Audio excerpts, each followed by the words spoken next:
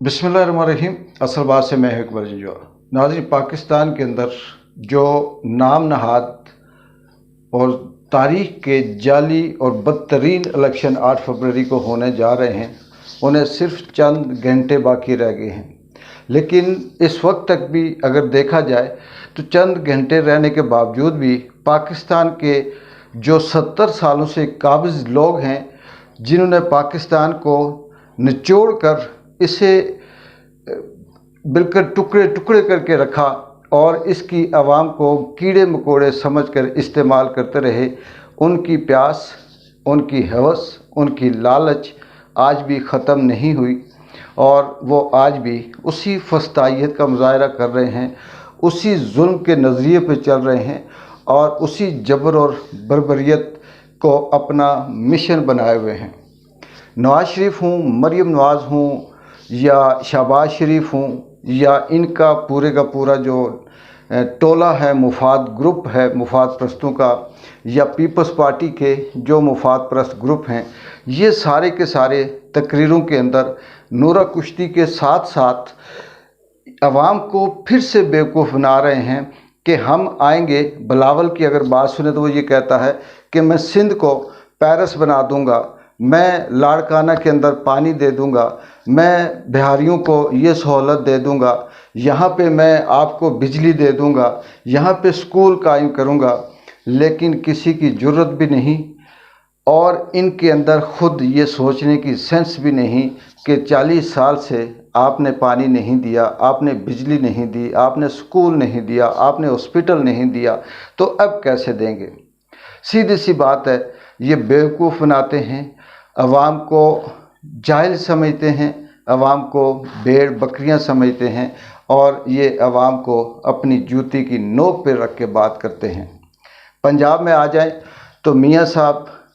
चाहे छोटे मियाँ हों, बड़े मियाँ हों, या मियाँ की साहबजादी हो, या मियाँ के जो चमचे करछे इर्द गिर्द ख्वाजे महाराजे, ये सारे के सारे कोई मोटरवे की बात कर रहा है, कोई एयरपोर्ट की बात कर रहा है और कोई अपने आप को बार बार महाराजा समझकर ये समझते हैं कि ये तख्ते लाहौर हम फिर जीत जाएंगे और फिर से आवाम को बेवकूफ़ बनाने की कोशिश कर रहे हैं। मैं इस बात पे भी हैरान हूँ कि पाकिस्तान के अंदर चाहे वो जजेस अदलिया की इस्टेब्लिशमेंट हो, ब्यूरोक्रेसी की इस्टेब्लिशमेंट हो, चाहे वो साफ़ियों की इस्टेब्लिशमेंट हो, चाहे वो कोई और इस्टेब्लिशमेंट हो, बच्चा बच्चा ये बात जानता है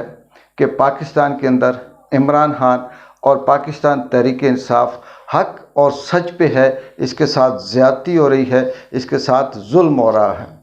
बच्चा बच्चा पाकिस्तान का, चाहे उसका ताल्लुक़ किसी भी स्कूल ऑफ थॉट से हो, उलमाए कराम से हो या मज़हब इस्टेब्लिशमेंट हो, वो सब ये जानते हैं कि इमरान खान के ख़िलाफ़ जो फ़ैसले आए, चाहे वो तोशा खाना का हो या वो साइफ़र केस का हो, चाहे वो इद्दत का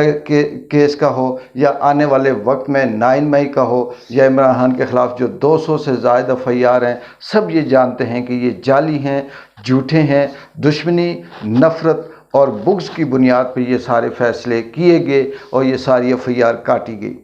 लेकिन हैरत की बात ये है कि ये सब जानने के बावजूद भी इतने बेबस हैं ये लोग, या इतने ब्लैकमेल हैं ये लोग, या इतने मुनाफिक हैं ये लोग कि इसके बावजूद भी ये आएँ बाएँ शाएँ, कभी माजी की मिसाल देते हैं, कभी नवाज़ शरीफ की मिसाल देते हैं, कभी मरियम की बात करते हैं, कभी किसी और की बात करते हैं। लेकिन ये भी समझते हैं, ये भी जानते हैं कि नवाज़ शरीफ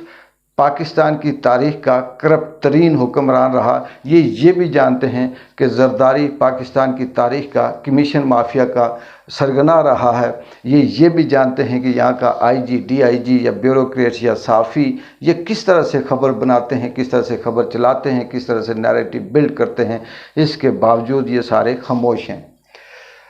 लेकिन दूसरी तरफ एक इमरान खान है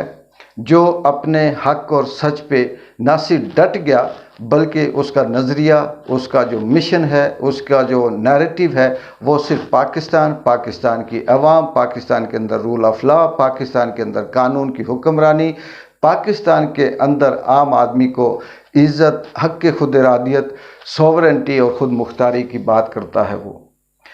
آپ یہاں سے بھی اندازہ لگائیں کہ قدرت کا نظام دیکھیں کہ وہ عمران خان جس کے اوپر 200 سے زائد کیسز تھے، لاہور سے چلتا تھا، 10-12 پیشیاں اسلام آباد کے اندر بھگتا تھا، پھر وہی عدالتیں ضد پہ اسے شام کے ٹائم لاہور بلاتی تھی، پھر وہ لاہور جاتا تھا، 8-10 کیسز کی ضمانت وہ لاہور میں کرواتا تھا، دوسرے دن پھر پتہ چلتا تھا کہ 10 سے 15 کیسز ایسے ہیں جن کی اگر کل ضمانت نہ ہوئی تو عمران خان کو گرفتار کر دیا جائے گا۔ پھر صبح 6 بجے اٹھ کر عمران خان اسلام آباد بھاگتا تھا، پھر یہاں سے اس کے ساتھ وکلا بھی بھاگتے، عوام بھی بھاگتی، کبھی سیکیورٹی کا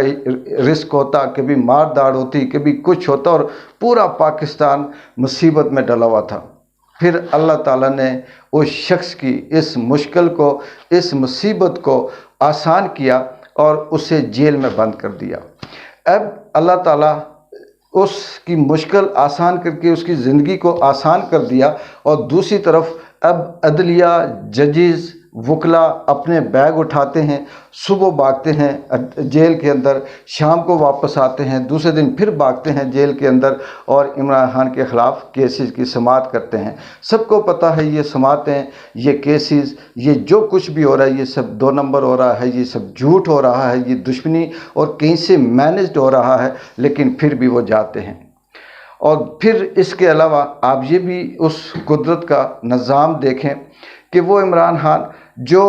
کہیں اپنے آپ کو سکون سے سو نہیں سکتا تھا، پڑھ نہیں سکتا تھا، سوچ نہیں سکتا تھا، اسے عبادت کا موقع نہیں ملتا تھا، لیکن اللہ تعالیٰ نے اس کو ایسا موقع دیا کہ اب وہ پڑھ بھی رہا ہے، مذہبی بکس بھی پڑھ رہا ہے، قرآن مجید کا بھی مطالعہ کر رہا ہے، انقلابی بکس بھی پڑھ رہا ہے، اپنی عبادت بھی کر رہا ہے، ایکسرسائز بھی کر رہا ہے، اور وہ سب کچھ اللہ تعالیٰ نے اسے میسر کیا۔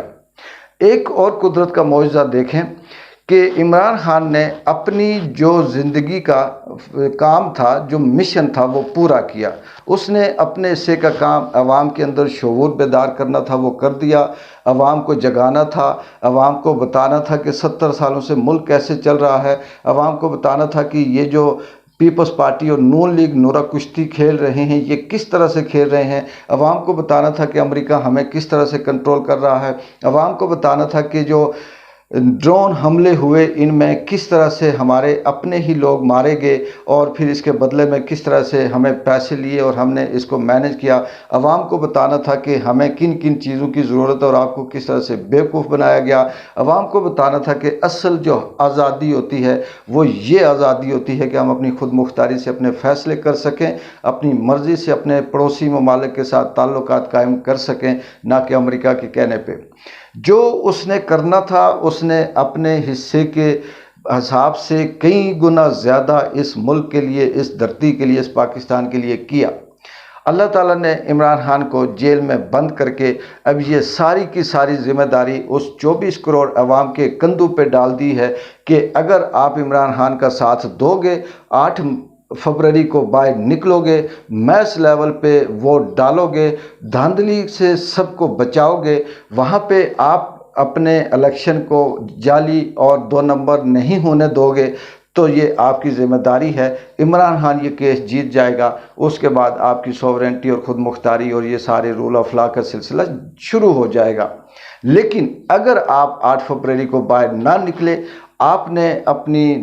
جو ذمہ داری ہے اس کا مظاہرہ نہ کیا، ووٹ ڈالے، خوف سے، ڈر سے چھپے رہے، اور پھر وہ دھاندلی کا موقع دیا، وہ سب کچھ بیلٹ باکس چینج کرنے کا آپ نے موقع دیا، آپ نے سسٹم کو بیٹھنے کے جو بہانہ کیا جائے گا اس کا اگر موقع دیا، تو پھر آنے والے کئی 100 سال تک آپ پھر سے غلام رہیں گے۔ اس کی ذمہ داری اب عمران خان پہ نہیں ہے۔